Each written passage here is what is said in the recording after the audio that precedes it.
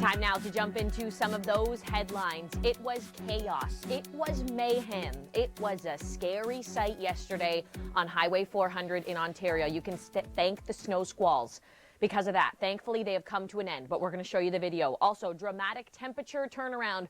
We may be in the freezer right now, but temperatures are really changing, and then stuck in the rain. We're going to get to your forecast in British Columbia. We're going to start in the cold, though. The extreme cold warnings, these are issued by Environment Canada. You can see so much of the country is stuck in this. Toronto, Ottawa, Timmins, Montreal, Fredericton, Charlottetown, Halifax, and look at you in St. John's. It feels absolutely frigid this morning. This is a look at some of the conditions as we go into the afternoon. This morning in Ottawa, the wind chill was minus 42. Some of the coldest air we've seen in a long time, and hopefully some of the coldest air we will see this season. Then we're just on the upside from here. I want to show you this round of the Arctic blast. It's really starting to retreat, and we're going to see that throughout the day today. The Pacific warmth is going to start to move across the country, and as we get rid of all of that extremely cold Arctic air, well, the situation of snow squalls, extreme snow squalls, that is coming to an end across Ontario. Look at this video yesterday. This was right around Mapleview. This weather completely shut down the highway. A very scary sight. And we'll chat about the snowfall forecast that's coming up throughout the hour. I think that will be a good talking point as you go to the coffee shop today, or maybe you just want to call a friend. You don't even want to go outside when the air is this cold. Thanks so much for being with us here on the Weather Network. I'm Rachel Schoutsen, and yeah, some of the coldest air we will probably experience this winter. It is in your backyard right now in Atlantic Canada. This afternoon, this is a look at the wind chill. So it gets a little better, but this is still absolutely frigid. Frostbite is a concern today. It's a good day to stay indoors. Minus 28 in Fredericton. That's what it will feel like with that beautiful bright sunshine. And we will see some more cloud cover in places like Cape Breton Island, western edge of Newfoundland as well. As this boundary comes through, it is going to continue to whip up the snow as we go through the day today. And then this warm front is coming. We're going to see the potential for some mixing as we go into next week for the Avalon. That is how dramatic this temperature turnaround is going to be as we look ahead at this week. So the cold spell, it's dramatic, it's record-breaking, but it is short-lived. Thankfully, though, the 400 has reopened. What a mess yesterday with those snow squalls. Very, very intense just south of Barrie and then up towards Parry Sound. We will have a little bit more snow filtering in as we go through the day tomorrow and into the evening hours. Very light in nature. And then look at this here. See the green? That's mixing. So again, another sign of the warmer air that is very quickly moving in. You can see Sunday morning, we're already 1 degree in Toronto. Best part of the hour. This is when we put all of your hard work on TV. Getting outside, you may enjoy this kind of weather. But you know what's interesting? New research has actually shown us that when the air becomes this cold and this dry, it actually lowers the immunity in our nose. And that makes us more susceptible to a virus, to something like the common cold. So I had a chance this week to interview holistic nutritionist Diane Murphy. And I asked her, how can we boost our immune system through food? What should we be eating? So here is a look at what you should put on your grocery list for this weekend. And coming up next week on the Weather Network, we'll have a full story with Diane. She talks about quercetin, apigenin, and allicin.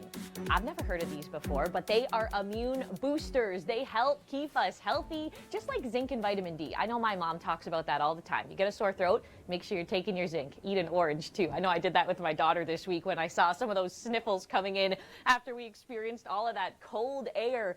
This afternoon, Ottawa, minus 16. That's as warm as it's going to get. And earlier this morning, Ottawa, your wind chill was minus 42. We actually had record-breaking wind chill in Halifax this morning, and if you can stay with us, we're going to talk about that throughout the show. This afternoon, Yellowknife minus 31. Vancouver holds on to the rain at 8 degrees. You can see it is a wide temperature difference right across the country. And as we look at the next few days, through Sunday, Tofino could see upwards of 72 millimeters of rain, over 140 millimeters as we go into Tuesday. So a very wet pattern that continues to hold cold. Snow levels are well up above 1,000 meters, so this is all rain for the coast. We will get some snow across the Okanagan throughout the interior. A little bit of snow this morning too through northern Alberta, and then we'll see that another front come through Saskatchewan tomorrow, and that'll bring another couple flurries. Nothing too big though. The air is actually fairly dry right now across the prairie, so we're not looking at any major snowstorms, but certainly very saturated along the coast of BC, the lower mainland, Metro Vancouver. Have that umbrella on standby, but mild air. You know, for this date in Vancouver, seasonal is 7 degrees. Now, as we go into Sunday, Lethbridge at 9, Jasper at 5, Grand Prairie at 4. The mild Pacific air, it certainly is making a push across the country. You can see we're still cool in Saskatchewan and through Manitoba. -8 for the daytime high on Sunday in Winnipeg, but those temperatures will be taking a bit of a turnaround. And speaking of a turnaround, some of the coldest air in the country right now, it certainly is over Atlantic Canada, but that chunk of the polar vortex, we're saying goodbye to it. It is retreating back up to the north, and we will see a major temperature turnaround. And that'll be good news for a scene like this. Driving on the 400 yesterday, it was dangerous. It was scary. Snow squalls were a massive story. All right, the cold is a major story. Wind chill values into the -40s and -50s. This is a look at the extreme cold warnings that are still in place. Eastern Canada, we are stuck in them for today, but they will quickly be dropping. But I want to show you just how dramatic this cold has been, okay? Look at this graphic here. Now, here are some weird things that may happen in the cold. We go to meteorologist Rachel Modestino. And you know, I wouldn't be surprised if we heard or felt a couple frost quakes today in Atlantic Canada. Look at these temperatures this morning. Look at the wind chill. Feels like -43 in Miramichi, -38 in Sydney. This is extreme cold, and of course, frostbite is a major concern today. As we take a look at the bigger picture across Canada, you can see the coldest air certainly is in the east. These are daytime highs for this afternoon. Look at Edmonton, up to 5 degrees, Calgary at 4, Vancouver 8 degrees. You are stuck in the rain as we look at today, tomorrow, Monday, and in through Tuesday. But eventually what we will see is that Pacific air, that Pacific influence, it will ride the jet stream and it'll filter back into Ontario, Quebec, and Atlantic Canada. And you can see that Arctic air, bye-bye, that moves all the way back up to the North Pole, and we will see some relief from this extremely cold forecast. And that means we should also see some relief from a scene like this. It was extremely, extremely dangerous. All right, temperature-wise, as we go into this afternoon, -4 in Toronto, -7 in Barrie. Temperatures actually warming as we go through the overnight. Snow squalls are not a concern today, by the way. Well, it's that time of the year where every meteorologist just shakes their head. For some reason, we are trusting the groundhog over the meteorologist. Of course, on Thursday, it was Groundhog Day, and we want to share some results from right across North America. Okay, Melinda, I don't want you to worry because I'm always going to trust you over the groundhog, okay? I appreciate that. On this segment on In the Know, we're going to talk about the extreme cold. We're also going to get into the snow across the prairies. And Melinda, even a little bit of mixing and maybe freezing rain this morning? Yes, right across the prairies, dealing with that boundary. So we're looking at that clipper moving through late Sunday evening into our early Monday morning for some commuters. All right, and then our next big weather story, well, that's definitely the cold. The cold across Atlantic Canada has been pretty extreme. So extreme, we broke a record this morning. And you know that wind chill will be continuing to be a factor as we head later towards the day today.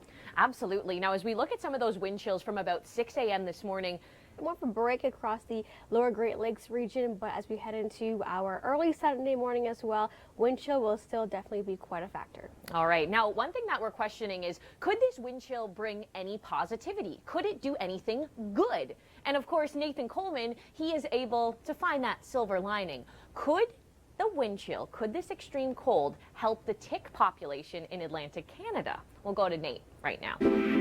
The polar vortex has had an extremely strong grip on eastern Canada. The grip has been so strong that if you go outside with wet hair, you can freeze it straight.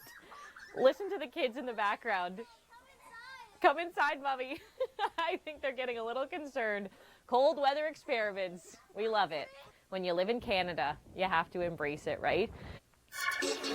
All right, your weather story, it starts right here, and we have extreme cold. Extreme cold continues to be the story across Ontario, Quebec, and into Atlantic Canada. The warnings are still in place, but these will definitely drop as we go into tomorrow because temperatures are already going above the freezing mark. And that means as the cold air recedes, we are looking at scenes like this out of the forecast. Thank goodness. The snow squalls yesterday were so targeted and they were so intense along the 400 that OPP had to shut down the highway.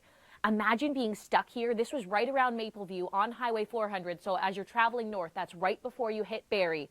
What a scary scene. So thank goodness the winds have changed. They are no longer out of that northwest, which creates this perfect snow squall scenario. We are seeing more of a southerly wind as we go today, and that's going to drive up the temperatures quick. But look, the winds are fairly strong, almost 60 kilometers an hour. So it could feel a little bit harsh out there, and then those winds will continue to ease as we go through Sunday and into Monday. So this afternoon, -4 in Toronto. We could still see a little bit of blowing snow up to places like Newmarket and Barrie, for example, but nothing like what we saw yesterday. Just a little blip in the forecast with a couple flurries, becoming much calmer and much warmer. Look at us overnight tonight. Temperatures are actually rising in Toronto, -1, and then we are above that freezing mark as we look ahead at tomorrow. And speaking of tomorrow, we may just see a couple light flurries, more cloud cover builds in. Main snow stays to the north, but as that warmer boundary pushes in, we actually may even see a little bit of mixing down into the Niagara region. So this forecast, it certainly is dramatic, and it is taking us on quite a roller coaster across eastern Canada. Best part of the hour. This is when we put all of your hard work on TV, getting outside. And the cold spell, okay, it was dramatic, it was extreme, it was uncomfortable to say the least, but the good news is it's pretty short-lived. As we look at this here, the cold, the dark purples, that shows you the coldest air. It is retreating fast. It is heading way back up towards the north. We get a couple boundaries that come through over the next few days. A little bit of active weather tomorrow, a break for Monday, back in again on Tuesday, and temperatures, if you can believe this, will be up, way up above the freezing mark. We're talking 6 degrees by the time we see Tuesday. A roller coaster of temperatures. That's the story for us. And with that comes the active pattern as well. See this line here? That is the jet stream. That's the upper level winds that essentially carry weather, they carry systems, air masses right across the country. We're going to tap more into that Pacific flow, and that air is going to be pushed right across the country. So look at this, for example, in Barrie on Tuesday, 6 degrees. If you can believe it, yesterday, the 400 in Barrie shut down because of the cold and because of the snow squalls. And then we look at Tuesday, and we'll be getting rain on that same highway. Some wild Canadian weather. Oakville, same kind of story. Tuesday, we're up to 7 degrees. So you can see this cold spell, while it feels intense today, it really is short-lived. Vaughan, same kind of story, well above seasonal as we go into next week. All right, before we go ahead, and I'm going to show you the rain that's coming on Tuesday, let's look back. You know that this was the cloudiest January in over a decade. Nicole has some of the numbers right here. And it was not your imagination. For Toronto, the promise of a brand new year brought 27 days of overcast or mainly cloudy skies. This will make way for a brighter month and provide us with a chance of some free vitamin D. And February certainly started on a cold note, but a very bright note. The sun was absolutely beautiful yesterday, but this morning certainly didn't start like that. No, we do have a good chunk of cloud moving across southern Ontario. It's bringing snow up to places like Cottage Country and even light flurries around the GTA. Into this afternoon, we are -4 in Toronto. If your travel plans do take you up to Barrie, don't be worried about the snow squalls. You may see a little bit of blowing snow and some light flurries on your travel, so of course, drive with lots of care. But the intense squalls from yesterday are not going to be a story today. Through the overnight tonight, this is interesting. Look at this. We're -1. We're actually warming up through the overnight tonight, and then that gives way for a boundary coming in tomorrow. And with that boundary, we could even see some mixing and even rain down towards the Niagara region. So certainly a big change in weather. And speaking of changes in weather, well, the Groundhog Day, yeah, that was a big one this week. We'll have some of those results coming up next. Did you change your cell phone?